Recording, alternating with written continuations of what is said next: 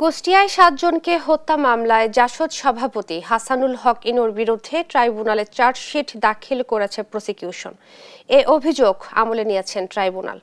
সকালে আন্তর্জাতিক অপরাধ ট্রাইব্যুনালের রেজিস্ট্রার জেনারেল অফিসে ফরমাল চার্জার দাখিল করা হয়। এদিকে জুলাই আগস্ট আন্দোলনে রাজধানীর চাংখারপোলে শহীদ আনাস সহ ৬ জনকে হত্যার মানবতা বিরোধী অপরাধের মামলায় ডিএমপির সাবেক কমিশনার হাবিবুর রহমান সহ ৮ জনের বিরুদ্ধে সাক্ষ্য গ্রহণ ও জেরা অনুষ্ঠিত হবে আজ।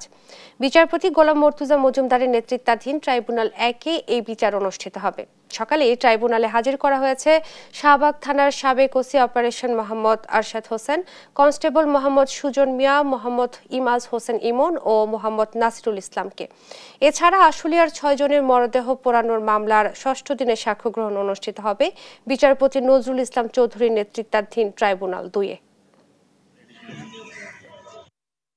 এই আসামি জনাব হাসানুল হক ইনুর এলাকা কুষ্টিয়াতে যে মানবতা বিরোধী অপরাধ সংঘটিত হয়েছে এবং এই গণ অভ্যুত্থান চলাকালে উনি দেশীয় এবং বিদেশি বিভিন্ন মিডিয়াতে সাক্ষাৎকার প্রদান করে এই মানবতা বিরোধী অপরাধ চালিয়ে যাওয়ার জন্য আইনশৃঙ্খলা বাহিনী এবং তার ১৪ দলীয় জোটের নেতাকর্মীকে উস্কানি দিয়েছেন, আদেশ দিয়েছেন।